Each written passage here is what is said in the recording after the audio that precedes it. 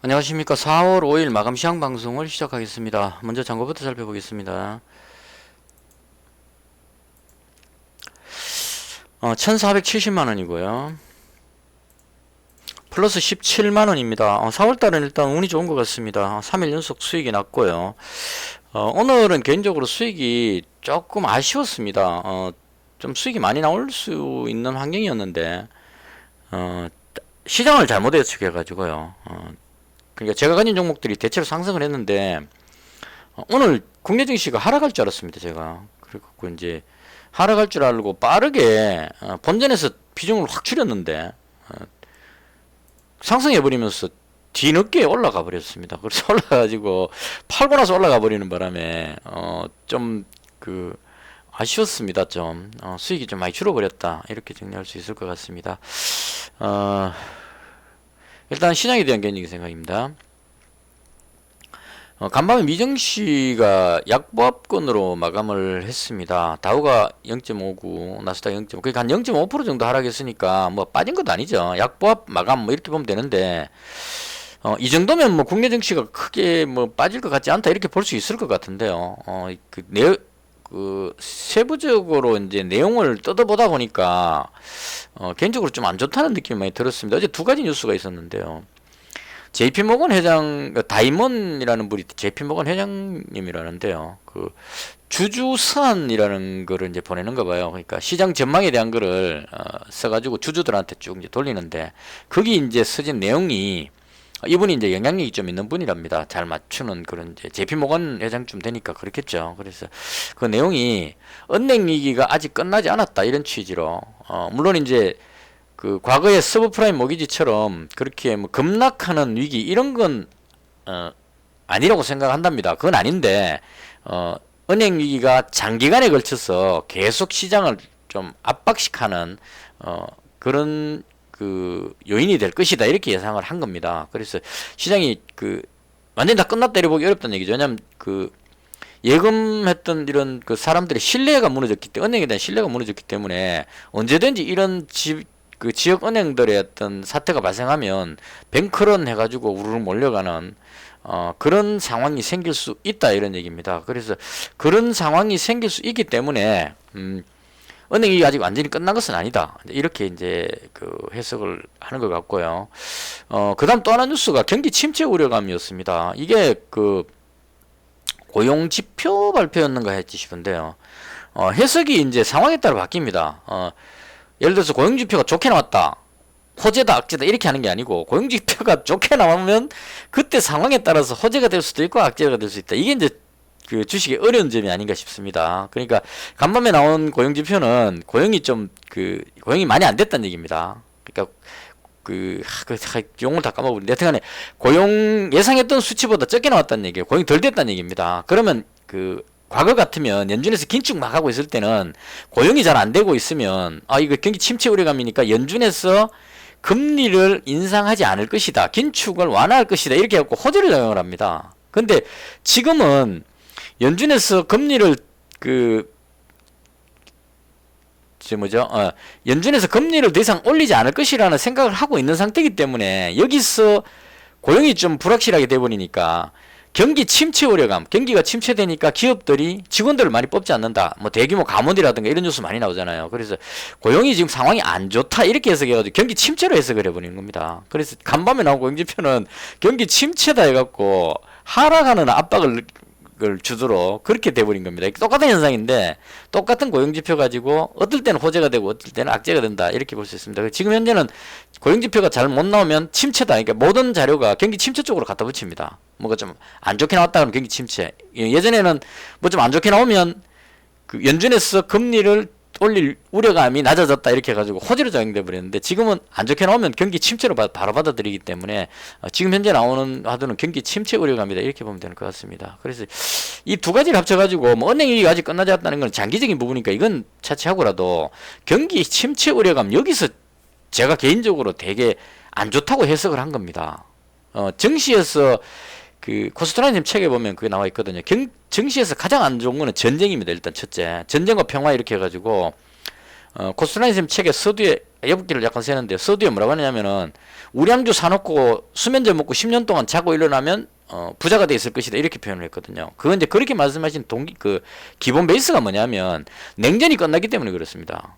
러시아, 소련하고 미국 간의 어떤 그 냉전이 끝났기 때문에 전쟁이 끝났기 때문에 어떻게든 시장은 좋아진다는 얘기죠. 그래서 화약 냄새가 뭐 진동하면 증시는 폭락한다 이렇게 표현하듯이 마찬가지로 그런 전제가 깔렸기 때문에 증시가 올라간다. 10년 동안 수면제 먹고 자고 일어나면 대박난다 이렇게 이제 표현을 했는데 지금은 그게 아니라는 얘기죠. 매도주문이 체결되었습니다. 가지고 있는 종목 일부 지금 그 이익실현 매도 넣는 주문 넣는데요 팔렸네요. 일단 비중을 좀 줄이고 있습니다. 저는 일단 시장을 안 좋게 보고 있기 때문에 일단 그래서 시장이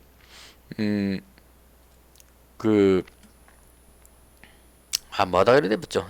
주문 나오는 소리 때문에 제가 이렇게 예. 그 전쟁이 가장 이제 증시에 안 좋은 부분이고요. 전쟁 터졌다 하면 다 팔고 떼야 된다는 얘기죠. 그러니까 코스탄 선생님이 2차 대전 터졌을 때 독일이 프랑스로 진격해 올 때 그때 프랑스 정권사 객장에 계셨는데 독일이 쳐들어온다는 뉴스를 듣고 그 하방 배팅 쳐갖고 돈을 많이 벌었거든요. 그리고 나서 독일이 파리에 입성하기 바로 전에 그 팔았는 거 전부 다 현금화 시켜갖고 배 타고 미국으로 이제 갔습니다. 그래서 이제 그 돈을 미천으로 해서 전 세계로 다니면서 이제 투자를 그 돈을 많이 벌었다 이렇게 보면 되거든요. 그래서 일단 전쟁은 최악인데 지금 현재는 러시아 우크라이나 전쟁 이것도 좀 문제긴 하지만 이게 뭐 전체적인 전쟁은 아니니까 이건 빼고라도 그 다음으로 증시 악재는 그 경기 침체라고 이야기를 했습니다. 경기 침체라는 거는 공장이 물건 팔아갖고 안 팔리기 때문에 깔아난다는 얘기죠. 그래서 이 경기 침체는 증시에 상당한 악재다 이렇게 봐야 되는데 그래서 저는 이거 보고 나서 이게 연준이 그 작년에 너무 빠르게 금리를 막 올려놨기 때문에 그 부작용이 이제 나오는 중이다. 금리를 그렇게 갖다 올려놨으니까 금리가 올라감으로 인해서 소비가 위축되고 소비가 위축되면서 소비가 줄어들면 그로 인해서 이제 또 생산이 줄어들고 뭐 이 일이 연쇄 반응으로 해서 이제 경기 침체가 되겠죠. 디플레이션이 된다는 얘기입니다. 그래서 디플레이션은 상당한 악재인데 그렇게 연결지어서 보고 나니까 연준에서 그동안 올려놓은 부작용이 이제 이쪽에 나온다는 얘기죠. 이 은행 위기 이 부분도 연준에서 금리를 너무 빨리 올리는 바람에 채권 가격이 급락하는 바람에 이게 지역은행들이 무너졌거든요. 근데 이건 막 같은 개념으로 연준에서 지속적인 경기 금리 인상을 했기 때문에 그 이제 효과가 이제 지금 나온다 이렇게 봐서 경기 침체 얘기를 저는 억수 큰 악재다 이렇게 봤습니다. 이게 상당한 큰 악재이기 때문에 비중을 줄여야 된다 이렇게 판단하고 이제 오늘 증시에 들어간 겁니다. 갔는데 환율도 지금 1310원 이것도 또 조금 문제가 된다고 봤거든요. 왜냐하면 달러 가치가 떨어졌기 때문에 원화가 1300원 밑으로 내려와야 되는데 안 내려왔다는 거죠. 이건 또 이제 제 나름대로 보기에 우리나라가 상황이 더 안 좋을 수도 있겠다. 이게 안 내려온다는 얘기는. 그래서 이 부분도 좀 걱정이 됐고 10년물 국채금리가 3.3대로 내려갔잖아요. 이렇게 된다는 얘기는 채권의 수요가 몰린다는 얘기이기 때문에 시장이 불안하니까 투자자들이 안전자산엔 채권을 선호한다. 그래서 채권하고 금이 2042달러까지 2000을 돌파했거든요. 그래서 금이나 안전자산 쪽으로 가게 된다. 이제 이렇게 생각을 한 겁니다. 그래서 이제 이런 상황이기 때문에 시장이 안 좋다. 이제 이렇게 해석을 했는데 막상 시장을 열고 보니까 국내 증시가 상승해 버린 겁니다. 이게 이제 상당히 뜻밖이었어요. 코스피 지수가 0.56% 상승해 버렸습니다. 그래서 여기서 오늘 완전히 꼬여버렸습니다. 제가. 그래서 시장이 내가 생각하는 것과 다르게 반응을 하고 있다. 그런 생각이 들어서 지금도 조금 좀 얼떨떨합니다. 제가 보는 관점에서는 아래쪽인데 올라가 버리고 있으니까. 그래서 오늘 상승하는데 가장 큰 역할을 했던 거는 외국인이 선물을 한 6천억 정도 매수했다는 겁니다. 외국인이 선물을 대량으로 매수하니까 그걸로 인해서 이제 지수가 딸려 올라가는 그런 상황이 아니었나 싶습니다. 그래서 제 생각과 다르게 시장이 올라가 버렸다. 이렇게 정리를 하겠습니다. 그래서 저는 개인적으로 봤을 때 이게 지금 상당히 좀 안 좋게 보여지거든요. 올라가는 게 올라갔지만 상당히 불안하게 올라갔기 때문에 제가 보는 관점에서는 여기서 아래로 내려갈 가능성이 높다고 시장을 보고 있는 상태입니다. 그래서 일단 시장을 좀 안 좋게 봤고요. 말이 좀 횡설수설해졌다. 그래서 일단 오늘 제가 수익이 좀 작았던 이유는 가지고 있던 종목을 장 초반에 빠르게 정리해버렸기 때문에 그렇습니다. 한미글로벌도 아침에 보합에서 팔아버렸고 덕양산업도 보합에서 팔았거든요. 팔았는데 이게 올라가 버렸습니다. 위로 다. 그래서 여기서 손실이 그 손실이 아니죠. 수익이 확 줄어버렸죠. 그다음 캠코아 에어로스페이스 이것도 그 샀다가 바로 팔아버렸는데 이것도 그 뒤에 많이 올라갔습니다. 뒤로. 그래서 이제 이 팔고 나서 지금 계속 그 올라가 버리는 바람에 좀 수익이 많이 줄었다. 이렇게 보면 될 것 같습니다. 뭐 이미 지나간 거 가지고 또 후회할 소용도 없을 거고요. 대충 그렇게 해서 정리가 됐다. 이렇게 정리를 할게요. 하고 그다음 그 한미글로벌은 아침에 팔았다가 다시 올라갔길래 여기서 다시 또 추가로 매수했는데요. 매수하고 보니까 찜찜해가지고 지금 시간에 서 매도 주문 넣어놨습니다. 넣어놨는데 안 팔리고 있습니다. 지금 현재. 그래서 일단 요거는 시간에서 무조건 정리를 할 생각입니다. 시장이 좀 안 좋게 보여지기 때문에 정리를 하는 방향으로 그렇게 하겠습니다. 제 눈에는 시장이 안 좋게 보입니다. 그건 이제 제가 가지고 있는 종목인데요. 요건 정리할 거고요. 그 다음 오늘 신규로 잡은 종목은 항공우주입니다. 요걸 왜 잡았냐면 그 캠코아 에어로스페이스를 잡고 보니까 얘가 조금 더 좋은 것 같아요. 외국인들이 매수도 상당히 실적도 지금 상당히 좋게 나오고 있고 같은 항공 계열인데 외국인이 하고 기관이 지금 동반해서 막 매수를 하고 있더라고요. 그래서 요게 좀 낫겠다 싶어가지고 캠코아 에어로스페이스 팔아버리고 요걸 대신 잡았습니다. 그래서 요거 지금 현재 가지고 있는 상태고요. 그 다음 현대 엘리베이는 그 오늘 뭐 조정받을 만한 자리에서 조정받았다 이렇게 봅니다. 이 너무 많이 올라왔기 때문에 개인적으로 여기서 잡았기 때문에 그 한 15% 수익 났다가 지금 조금 줄어가지고 현재 한 12% 정도 수익 나 있는데요. 이건 그 계속 올라갈 수는 없죠. 조정받고 아직까지 이 흐름으로 봤을 때 제가 줄 거는 이 정도 자리만 지키면 이 재료는 아직 살아있다 개인적으로 그렇게 생각합니다. 그래서 언제든지 위로 슈팅 나올 수 있기 때문에 오늘 200만원 가지고 있다가 보합해서 100만원 정도 정리했습니다. 이거도 줄여가지고 현재 100만원 가지고 있는 상태입니다. 요 정도는 가져가도 되지 않겠나 싶고요. 자, 그 다음 오늘 그 가장 좋았던 게 퍼스텍인데요. 드디어 방향 돌렸습니다. 제가 이 퍼스텍은 여기서부터 매매를 했었죠. 정말 이해 안 된다 그러면서 3,400원 이 진짜 3,400원 여기서 매도 쳤던 사람이 누군지 진짜 알기만 알면 왜 팔았는지 물어보고 싶어요. 그때 이때부터 좋았습니다. 외국인도 계속 매수하고 있었고 그 여러 가지 수출 계약 등등등해서 다 좋았는데 이걸 그 시간에 걸려서 한 2억씩 막 던져가지고 쭉쭉 뺐거든요. 뺐는데 결국은 돌리고 나니까 이제 와서 이제 매수를 하고 있는 그런 분위기입니다. 그래서 이렇게 방향을 돌리고 있어가지고 일단 그 오늘 한 5.83% 올랐는데요. 조금 팔았습니다. 이거 비중이 너무 많은 것 같아서 300만원 가지고 있었는데 한 60만원 정도 이익 실현 해갖고 지금 한 240만원 정도 남았습니다.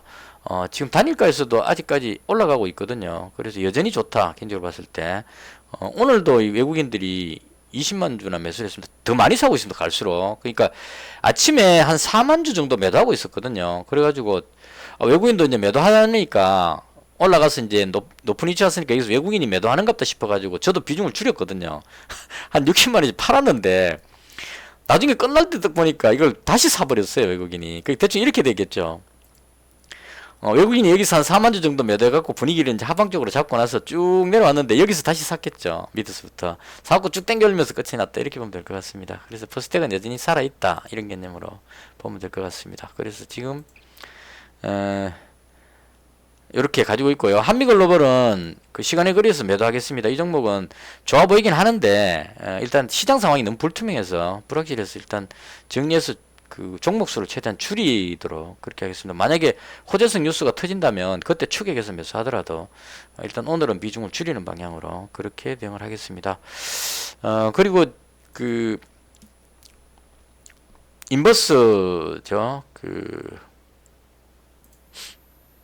인버스 종목인데요. 요건 그 해지용으로 가지고 있는 거라서 200만원 지금 현재 가지고 있거든요. 요거는 이제 혹시나 지수가 급락하게 되면 제가 가지고 있는 종목도 손실 생길 수 있으니까요. 그걸 이제 커버하기 위해서 손실을 좀 줄이기 위해서 해지용으로 잡고 있다. 이렇게 보시면 될 것 같아요. 이건 그냥 자고 일어나고 아침에 시장 괜찮다 싶으면 100만원치를 잽싸게 팔았다가 그 다음에 다시 또 그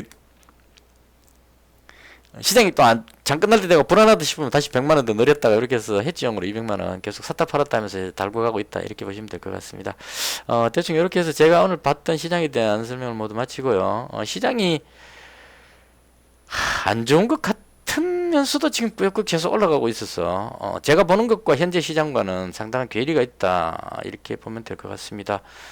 아, 캠코아 에어로 이것도 또 올라가네요. 제가 팔아버렸는데 시간에 급등해 버리겠는데요. 이거 이번에 이 정도 가격으로 끝나면 위로 급등 나오겠는데요. 아까 팔아버렸는데 아, 이렇게 진짜 타이밍을 못 맞췄습니다.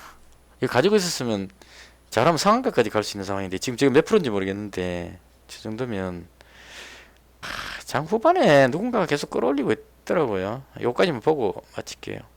아, 아니죠. 다행이다. 이거 올라가면 백악수로 아플 뻔했습니다. 장난친 거네요. 예, 끌어올리는 척 하다가 탁 떨어뜨리는. 그래도 1.56%네요. 아, 됐습니다. 이 정도. 이런 장난은 뭐 큰 의미가 없을 것 같고요. 아, 그리고 참 어제 어제 댓글 말고 그 전날 댓글에 광명전기 어떻게 보느냐고 문의를 하셨는데 제가 그 댓글을 방송 녹화 다 끝나고 봤습니다. 그래가지고 매도 주문이 체결되었습니다. 네, 한미글로벌 줄였고요. 그럼 잔고가 어떻게 되죠? 1471만 원이네요. 지금 맞춰놔요. 플러스 18만 원으로 마감했습니다. 그래서 비중을 확 줄였습니다. 지금 한미글로벌도 팔아버렸고 팔아버렸고 예, 이미 지나가 버렸기 때문에 이 설명이 좀 무의미하긴 한데 제 개인적인 견해를 말씀드리자면 이 종목을 저도 노리고 있었기 때문에 그래서 이제 제 개인적인 생각을 말씀을 드리는 겁니다. 어제 시간의 거래에서 떴다가 뒤로 약간 밀리면서 끝났어요. 시간의 거래에서 한 4, 5%든가 올라갔다가 조금 줄었습니다. 이거 올라가다 내려가 버리면 오히려 안 좋습니다. 차라리 시간에서 안 올라가면 여기서 밀어올릴 수 있는데 시간에서 예를 들어서 한 5, 6% 떴다가 뒤에 한 3, 4% 쭉 줄면 이 위에 5, 6%대 들어왔는 사람들이 물려버리기 때문에 그 사람들이 손절하면서 밑으로 더 밀려버리는 부작용이 생깁니다. 그래서 제가 봤을 때 오늘 이 하락은 그런 부작용인 것 같고요. 전체적으로 봤을 때 이 종목을 제가 관심을 뒀던 거는 여기부터입니다. 요때 뉴스가 뭐였냐면 요때쯤인가? 요것도 염려해 돼요. 삼성에서 그 반도체 공장을 대량으로 반도체 공장 짓는다는 뉴스 나왔을 때 광명전기가 예전에 삼성에서 공장 지을 때 반도체 공장 지을 때 거기에 이 변압기나 뭐 이런 전기 부품 쪽으로 알고 있거든요. 거기에 광명전기가 거기에 납품을 했다고 합니다. 그래서 삼성에서 지난번에 그거 있었잖아요. 반도체 공장을 크게 짓는다고 그 뉴스 나왔을 때 그거 지으면은 광명전기가 거기에 들어갈 가능성이 있겠다. 왜냐면 지난번 공장 지을 때 들어갔으니까 이번에도 들어가겠지. 이런 방식이겠죠. 그래서 이제 그 기대감으로 움직였는데 계속 지켜봤는데 못 올라가고 자꾸 누르는 느낌이 났었어요. 그래서 이거 들어갈까 말까 하다가 참고 있는 중이었고 요거 돌린 거는 상당히 의미가 있었어요. 의미가 있어갖고 들어가 볼까 생각을 했는데 제가 봤을 때 요게 그렇게 막 급등할 재료는 또 아니다 이런 생각이 들어가지고 그냥 구경만 하고 넘어가 버렸습니다. 들어가지는 않고 이게 이제 요런 그림들이 자주 나옵니다. 보면 그러니까 특별하게 큰 호재가 없는데 얘가 만약 호재라면 이건 더 호재죠. 도화 엔지니어링 이거 삼성하고 지금 300억 대인가 공장 건설하는 거기 수주를 땄죠. 그럼 이런 종목이 같이 올라가줘야 되는데 얘는 못 올라가고 있기 때문에 광명전기 혼자 올라가는 건 조금 아니지 않나 이런 생각이 듭니다. 그래서 이게 요것도 좀 그런 느낌이 나요. 해룡실리콘 요거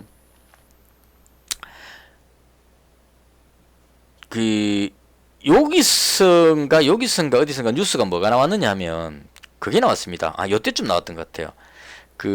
화재 났을 때 화재 나면 이렇게 이렇게 내려오는 그런 거 있잖아요. 그게 이제 연기 같은 게 서로 전달 안 되려면 실리콘 같은 게 들어가야 되는데 그런 부분들을 법적으로 이제 좀 규제를 강화한다는 뉴스가 있었습니다. 그러면 이제 거기에 실리콘제로 이렇게 밀봉을 하겠죠. 근데 그런 거를 법적으로 이제 모든 건물에다 이제 의무적으로 넣이게 되면 해령 실리콘에서 만드는 그 실리콘들이 많이 들어갈 것이다. 이렇게 이제 재료가 터진 겁니다. 근데 이것도 그 재료 나온 날 밀었어요. 뒤로 밀어가지고 아닌가 싶었는데 그 다음에 이제 사람들이 그 뉴스 있는 날 올리면 단타가 확 따라 들어와가지고 위에서 이익 실현해버리기 때문에 호재 뉴스 터진 날은 보통 눌렀습니다. 눌러갖고 꼬리 달고 눌러가지고 털어먹죠. 털어먹으면 이제 이거 별 뉴스가 아니구나 그러고 사람들 기억 속에 싹 잊혀지죠. 잊혀지고 나면 이제 이런 종목은 그 유동 물량이 많지 않기 때문에 세력들이 이제 자기들이 조금씩 사갖고 모으는 겁니다. 이렇게 제가 이제 추측하건데 그렇습니다. 요렇게 모으다가 그다음 여기서 이제 한번 그 확 땡겨 올려가지고 털어먹고 쭉 빠지는 이런 식으로 잘 하는 것 같아요. 그래서 개인적으로 봤을 때 요것도 여기쯤에서 한번 들어갈까 말까 하다가 요게 뭐 그렇게 큰 재료가 되겠나 싶어가지고 이것도 원전 관련주 이게 다거든요. 그래서 뭐 들어갈까 말까 하다가 그냥 놓쳐버린 그런 상황입니다. 이제 제가 주로 이제 이렇게 광명전기도 마찬가지로 그런 개념으로 제가 계속 노리고 있었는데요.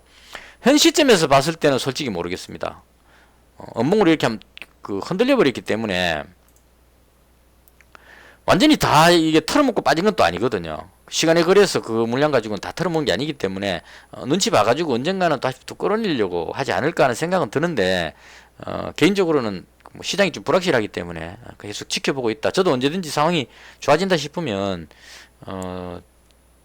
언제든지 들어갈까 하면서 이렇게 관심 종목으로 계속 지켜보는 종목이고, 여기서는 솔직히 잘 모르겠습니다. 여기까지는 괜찮아 보였는데 지금 이렇게 연봉으로 내려와 버렸기 때문에 요걸 좀 정리를 하고 물린 사람들 정리를 하고 돌릴지 아니면 바로 돌릴지 요건 그 세력 마음이니까요. 제가 예측하기는 좀 어렵다 이렇게 보면 될 것 같습니다. 대충 이렇게 해서 뭐 다른 의견 있으시면 댓글 남겨놓으시면은 제가 보고 다음날 방송할 때 그때 말씀드리도록 하겠습니다. 최종적으로 정리하자면 오늘 국내 증시가 상승을 했는데요. 개인적으로 봤을 때는 아직까지 하락할 것 같습니다. 제가 가장 염려한 건 뭐였냐면 왜 아침부터 급하게 가지고 있는 종목을 본전에 쭉 팔아버렸냐면 저는 좀 되게 급했습니다. 오늘 많이 내려갈 줄 알고. 근데 그렇게 했던 이유는 나스닥 지수가 여기서 지금 음봉으로 싹 꺾였는데요. 이건 만약에 오늘 저녁에 못 들어올리고 밑으로 빠지게 되면 한 여기 정도까지 봐야 될 겁니다. 이 약재가 해소가 안 되고 만약에 뒤로 민다면 이런 그림이 나와버리게 되면 국내 증시가 밑으로 쭉 딸려 내려갈 가능성이 상당히 높다 이렇게 보고 있는 겁니다. 그래서 조심했는데 의외로 외국인들이 선물을 대량 매수하면서 뭐 걱정 없다는 식으로 저렇게 받아보니 물론 이제 콜옵션 매도를 많이 쳤기 때문에 단기적으로는 내려올 수 있을 겁니다. 왜냐면 옵션은 4월 둘째 주니까 13일 날에 만기가 되니까요. 이때는 콜옵션 매도 쳐놨으니까 밑으로 내려가면 이익을 챙기니까 그렇게 보고 선물은 6월달까지 6월물이니까요. 6월달까지 보고 있으니까 길게 봤을 땐 올라간다 이렇게 해갖고 매수했을 수는 있습니다. 근데 개인적으로 봤을 때 지금 이런 불확실한 상황에서 주식을 많이 가지고 있는 외국인이 해지를 따로 특별하게 안 하고 그대로 있다는 게 조금 의아하게 왜 이러지 이런 느낌. 그래서 오늘 하루 종일 이게 해결이 안 됐습니다. 증시가 내려갈 것 같은데 그래 아침에 그 방송 제목도 그렇잖아요. 파티는 끝났다고 이제 하방을 준비할 때 내려놨는데 뭐 하방은 흐려지고 이러고 뭐 그냥 갈 길 간다 그러고 땡겨버렸습니다. 그래서 일단 오늘 상당히 좀 뻘쭘한 시황이 완전히 털려버린 그런 날이었다 이렇게 말씀드리겠습니다. 근데 그렇다 하더라도 그 시황 틀렸다 하더라도 일단 제가 가진 종목만 잘 관리하면 또 크게 틀리지만 않으면 손실은 나지 않죠. 시황이 틀렸기 때문에 수익이 많이 줄은 건 분명합니다. 아침에 제가 그 조금만 마음의 여유가 있었다면 한미글로벌도 본전에서 안 팔고 올라갔을 때 팔 수 있었을 거고요. 그 다음 이 덕양산업도 위로 쭉 올라갈 때 팔 수 있었을 겁니다. 이렇게 이제 다 하나하나 따져보면 아까운 그게 있는데 제가 보는 시황이 그랬기 때문에 과감하게 팔았다 이렇게 정리하겠습니다. 자 이렇게 해서 오늘은 오버 물량이 646만원입니다. 최근 들어서 가장 작은 비중이고요. 시장 지켜보고 상황이 호전되면 다시 들어가 보도록. 지금 또 미국 선물 지수가 내려갔다 올라갔다 정신없이 움직이고 있습니다. 그러니까 그 미국의 투자자들조차도 지금 방향을 잘 못 잡고 있는 것이 아닌가 그렇게 보여집니다. 아무쪼록 오늘 저녁 잘 지켜보시고요. 내일 시장에 대한 부분은 내일 아침 시황 방송에서 하도록 하겠습니다. 그것도 시청해 주셔서 대단히 감사합니다. 마치겠습니다.